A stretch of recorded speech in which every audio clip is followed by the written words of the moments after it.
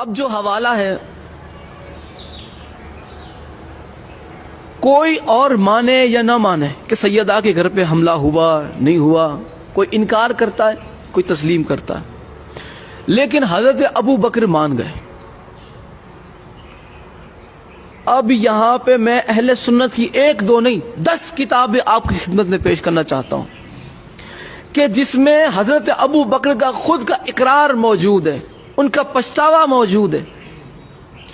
وہ کہتے کاش میں نے اپنی زندگی میں یہ 3 کام نہ کیے ہوتے، کاش میں نے اپنی زندگی میں یہ 3 کام نہ کیے ہوتے، جن میں ایک کام یہ ہے کہ کاش میں نے فاطمہ زہرا کا دروازہ نہ توڑا ہوتا۔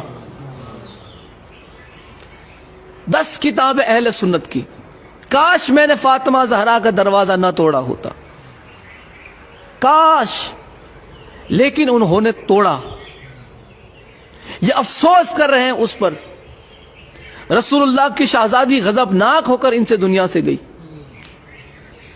پہلے آپ وہ 10 کتابیں ملاحظہ فرمائیں۔ پہلی کتاب ہے تاریخ تبریز، جلد 2 صفحہ نمبر 205۔ دوسری کتاب ہے مروج الذہب، جلد 2 صفحہ نمبر 236۔ تیسری کتاب ہے میزان الاعتدال، جلد 3 صفحہ نمبر 109۔ چوتھی کتاب کنز العمال، جلد 5 صفحہ نمبر 632۔ پانچویں کتاب تاریخ مدینہ تو دمشق، جلد 30 صفحہ نمبر 418۔ چھٹی کتاب معجم الکبیر، جلد 1 صفحہ نمبر 62۔ ساتویں کتاب تاریخ اسلام امام ذہبی کی، جلد 3 صفحہ نمبر 118۔ آٹھویں کتاب عقد الفرید، جلد 5 صفحہ نمبر 21۔ نویں کتاب الامامت و سیاست، صفحہ نمبر 31۔ اور 10ویں کتاب احادیث المختارہ، جلد 1 صفحہ نمبر 89۔ 10 کتابیں اہل سنت کی کہ جس میں یہ بات نقل کی گئی کہ حضرت ابو بکر نے آخری وقت میں یہ پچھتاوا اظہار کیا کہ کاش میں یہ کام نہ کرتا۔ وہ مانتے تھے کہ انہوں نے سیدہ کے در کو توڑا تھا، یہ مانتے تھے کہ انہوں نے سیدہ کے دروازے کو آگ لگوانے کا خود ہی حکم دیا۔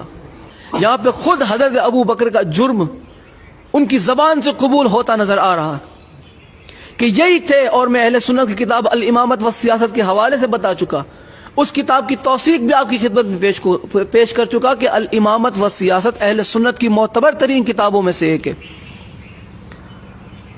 اب ہمارا کسی کو منوانے کا کوئی شوق نہیں کہ تم مان جاؤ، تمہیں تمہاری اماں کی قسم، تمہارے عقیدے کی قسم، نہیں مانتے نہ مانو۔ تم کون سی ہماری قبر میں آؤ گے یا ہم کون سی تمہاری قبر میں آنے والے؟ ہماری قبر میں بھی اہل بیت آنے والے ہیں، آپ کی قبر میں بھی اہل بیت آنے والے۔ آپ وہ اعمال جمع کیجئے کہ جس کے عوض آپ اہل بیت کی بارگاہ میں منہ دکھا سکے۔ ہم وہ کر رہے ہیں کہ جس کی وجہ سے ہم اہل بیت کی بارگاہ میں منہ دکھا پائیں۔ اہل بیت کا حق جھٹلا کے تم بارگاہ رسول خدا میں کھڑے رہ پاؤ گے؟ کس منہ سے کھڑے رہو گے رسول اللہ کی بارگاہ میں؟ کیا منہ دکھاؤ گے؟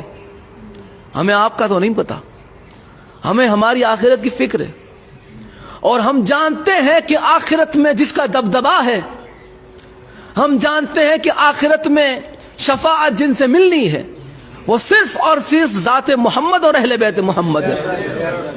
صحابہ کو بھی اگر نجات چاہیے تو آل محمد کے در پہ ہاتھ پھیلانا پڑے گا، امتی کو بھی نجات چاہیے تو اہل بیت کے در پہ ہاتھ پھیلانا پڑے گا۔ اہل بیت کی حقانیت کو جھٹلا کے تم کون سے امتی رہ جاتے ہو؟ پھر تم میں اور یزید میں فرق کیا رہ جاتا ہے؟ تم میں اور ابو سفیان کے کردار میں فرق رہ کیا جاتا ہے؟ کیسے ہو تم مسلمان؟ سرکار عمران کو کافر کہہ کے ایسے سینہ چوڑا کر کے چلتے ہو۔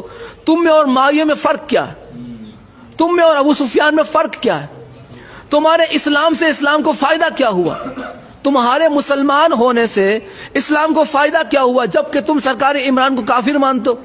کون سا فائدہ پہنچاتے ہو تم اسلام کو؟ ایسے مسلمانوں سے اسلام کے کھلم کھلے دشمن اچھے ہیں۔ یہ آستین کے سانپ ہے۔ جس طرح اس زمانے میں اس دور میں آستین کے سانپ ہے، ویسے ہی اس دور میں بھی آستین کے سانپ تھے۔ کہ جنہیں آج بھی مسلمان سانپ ماننے سے انکار کرتا ہے.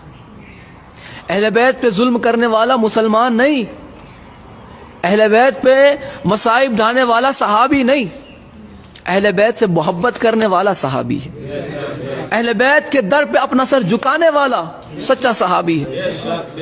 اگر صحابہ میں پہچان چاہتے ہو تو جناب سلمان کی اسی عقیدت کس میں ڈھونڈو. کون جناب سلمان فارسی علیہ السلام کی طرح اہل بیت سے محبت رکھتا؟ کس نے جناب سلمان سے اہل بیت کا ادب سیکھا؟ کس نے جناب سلمان سے اہل بیت کی محبت سیکھی؟ جس نے سیکھی ہے وہ ہمارے سر آنکھوں پر، وہ ہمارے سر کا تاج ہے. ان کے قدموں کی خاک ہماری آنکھوں کی سرما اگر بنے، ہماری آنکھوں کا سرما بنے، ہمارے لیے شرف ہے. وہ ہے سچے صحابہ. آپ انہیں صحابہ ہمیں منوانے پہ تلے ہوئے ہیں کہ جن سے رسول اللہ کی شہزادی غضبناک ہو کر دنیا سے گئی، ہم سے نہ مانا جائے گا.